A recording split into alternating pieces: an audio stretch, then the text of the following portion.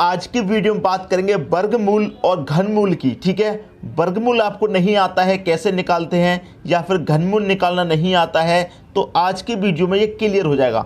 तो चलिए स्टार्ट करते हैं दोस्तों। देखिए यहाँ पर आपको 1 से लेकर के और 9 तक के स्क्वायर लिखे हुए हैं, ये आपको याद होंगे। अगर याद नहीं है तो यहाँ पर याद करने के लिए लिख दिए गए हैं। 1 का स्क्वायर 1 होता है, 2 का 4। इसी तरह से दोस्तों 1 से लेकर 9 तक के स्क्वायर यहाँ पर लिख दिए गए हैं। इन्हीं का स्क्वायर हमें याद होना चाहिए, तभी हम बड़ी संख्याओं का वर्गमूल निकाल पाएंगे ट्रिक से। क्लियर दोस्तों, ट्रिक हमारी तभी काम करेगी जब हमको 1 से लेकर 9 तक के स्क्वायर याद होंगे। अगर नहीं याद हैं तो दोस्तों यहाँ पर लिखे हुए हैं, याद कर लेना। और देखिए सबसे पहला एग्जाम्पल मैंने यहाँ पर लिखा है 784, मतलब 744 का हमें वर्गमूल निकालना है। क्या होगा, तो हमें सबसे पहले इसमें करना क्या होता है, जो हमारा इकाई अंक है दोस्तों, जो हमारा इकाई अंक है यहाँ पर 4, ये देखना है हमें ये किसके वर्ग में आता है। अगर मैं बात करूँ 4 की तो ये 2 के वर्ग में आता है। क्लियर दोस्तों इतनी बात। फिर 4 किसके इकाई अंक में आता है, 4 देखिए यहाँ पर आता है 8 के वर्ग में, ये बात पता चल गई। तो 2 के वर्ग में 4 आता है और 8 के वर्ग में 4 आता है, तो हम यहाँ पर 2 या फिर 8 लिख लेते हैं। क्लियर दोस्तों, दोनों को ही हमें लिख लेना है। ठीक है, हमें इसमें से कौन सा लेना है ये बाद में डिसाइड होगा, पहले हमें ये दोनों लिख लेना है। क्लियर है, दोनों लिख लिए। फिर पीछे से 2 संख्याएं छोड़ दो, 2 संख्याएं पीछे से छोड़ दो, छोड़ दी। यहाँ पर कितना लिख रहा है दोस्तों, 7। अब आपको ये चेक करना है ये जो 7 है ये किन 2 संख्याओं के वर्ग के बीच में आता है। 7, 1 का वर्ग 1, 2 का वर्ग दोस्तों 4 होता है, 3 का वर्ग 9। ये जो 7 है ये 2 के वर्ग और 4 के वर्ग के बीच में है, तो 2 और 3 जो सबसे छोटा होगा वो लेंगे दोस्तों। आपका जो 7 है वो 2 के वर्ग और 3 के वर्ग के बीच में है, 4 और 9 के बीच में आएगा 7, तो 2 और 3 में जो छोटा है वो लेंगे। कौन सा छोटा है दोस्तों, 2, तो हमें क्या कर लेना है, 2 लेना है। ठीक है, 2 ले लिया। अब इस 2 का मल्टीप्लाई हमें इसके अगली संख्या से कर देंगे, कितना आएगा दोस्तों, 6 आएगा। ठीक है दोस्तों, 6 आ गया। अब यहाँ पर ये जो संख्या है ये इससे बड़ी है या फिर छोटी है, ये हमें डिसाइड करना है। 6 से बड़ी है तो इन दोनों में जो बड़ी संख्या है वो लेंगे दोस्तों। बात आई समझ में। इस तरीके से इन दोनों में से एक संख्या हमें पता करनी है। इस वाली संख्या से ये वाली बड़ी है तो बड़ी लेंगे। बड़ी कौन है इसमें, 8। तो इसका मतलब क्या है, 784 का वर्गमूल दोस्तों कितना होगा, 28 होगा। उम्मीद करता हूँ सभी की समझ में आ गया होगा। अगर किसी की समझ में नहीं आया तो कोई बात नहीं, अगले एग्जाम्पल से समझ में आ जाएगा। अगला एग्जाम्पल है 1296। हमें क्या करना है, वही करना है, इकाई अंक देखना है। 6 इकाई अंक है। अब 6 आपका किसके स्क्वायर के इकाई अंक में आता है।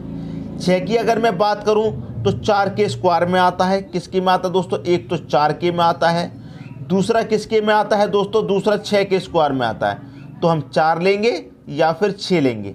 ठीक है दोस्तों, वही करना है, पीछे से 2 संख्याओं को छोड़ देना है। क्या बचा, 12। 12 को देखेंगे किन 2 संख्याओं के स्क्वायर के बीच में आता है। 3 का स्क्वायर 9, 4 का स्क्वायर 16। आपका 12 3 और 4 के स्क्वायर के बीच में आता है, तो मैंने क्या बताया, छोटी वाली संख्या लेंगे। 3 और 4 में छोटी संख्या दोस्तों क्या है, 3। अब इस 3 का मल्टीप्लाई अगली संख्या से कर देंगे, 4 से कितना आ जाएगा, 12। फिर इस संख्या का कंपैरिजन करेंगे इससे, ये वाली संख्या इससे छोटी है या बड़ी है। लेकिन आप देखेंगे यहाँ पर तो इक्वल है, जो संख्या यहाँ पर है वही संख्या यहाँ पर है। अगर सेम संख्या भी आ जाएगी फिर भी बड़ी वाली संख्या लेंगे यहाँ पर, तो 6 है बड़ी वाली संख्या। इसका मतलब इसका वर्गमूल दोस्तों कितना आ जाएगा, 36 आ जाएगा। बात समझ में आ गई। अगर यहाँ 12 की जगह 13 होता, 14 होता, बड़ी संख्या होती तब भी 6 लेते, 12 से कम होती तब यहाँ पर छोटी संख्या लेते। अगला एग्जाम्पल है दोस्तों 576 का वर्गमूल पूछ रहा है, क्या होगा, वही करना है। हमें क्या करेंगे, इकाई अंक देखेंगे। आपका जो 6 इकाई अंक है वो किस में आता है, 4 के स्क्वायर में आता है। और किसके स्क्वायर में आता है दोस्तों, 6 के स्क्वायर में। 36 है, इकाई अंक 6 है तो 6 लेंगे। 4 लेना है या फिर 6, वही करना है, पीछे से 2 संख्याएं छोड़ देनी है। 5 देखेंगे किन 2 स्क्वायर के बीच में आता है। 4, 2 का स्क्वायर करेंगे 4, 3 का करेंगे 9। तो आपका 5 2 के स्क्वायर और 3 के स्क्वायर के बीच में है, तो छोटी संख्या लेंगे। छोटी संख्या क्या है दोस्तों, 2। अब 2 का क्या करेंगे, अगली संख्या से हम मल्टीप्लाई करेंगे, मतलब 3 से कितना आ जाएगा, 2 त्रिक 6। अब इस संख्या का कंपैरिजन इससे करेंगे तो ये वाली संख्या दोस्तों इससे छोटी है, तो यहाँ पर जो छोटा होगा वो लेंगे। यहाँ पर छोटा 4 है तो 4 लेंगे। तो 576 का दोस्तों वर्गमूल कितना आ जाएगा, 24 आ जाएगा। उम्मीद करता हूँ अगर इसको समझने में कोई डाउट था, इसको समझने में कोई डाउट था, अब अच्छे तरीके से समझ में आने लगा होगा। एक और एग्जाम्पल है दोस्तों, इसे देखेंगे। आपको पता है आपका जो इकाई अंक 6 है वो किस किस के स्क्वायर में आता है, 4 के स्क्वायर में आता है और 6 के स्क्वायर में आता है। फिर वही करना है, पीछे से 2 संख्याएं छोड़ देनी है। 19 है, चेक करना है किन 2 संख्याओं के स्क्वायर के बीच में आता है। 4 के स्क्वायर में 16, 5 के स्क्वायर में 25, तो आपका 19 किसके बीच में आता है, 4 के स्क्वायर और 5 के स्क्वायर में। तो 4 और 5 में कौन छोटा, 4, तो 4 ले लेंगे। 4 का मल्टीप्लाई उसकी अगली संख्या से करेंगे, 4 5 कितना हो जाएगा, 20। तो ये वाली संख्या इससे छोटी है या बड़ी, छोटी है, तो यहाँ पर जो छोटा अंक है वो लेंगे। छोटा अंक 4 है, 4 ले लिया। इसका वर्गमूल क्या आ जाएगा दोस्तों, 44। यही हो जाएगा आपके क्वेश्चन का सही आंसर। तो मैं उम्मीद करता हूं दोस्तों वर्गमूल निकालना आपको बहुत अच्छे तरीके से आ गया होगा।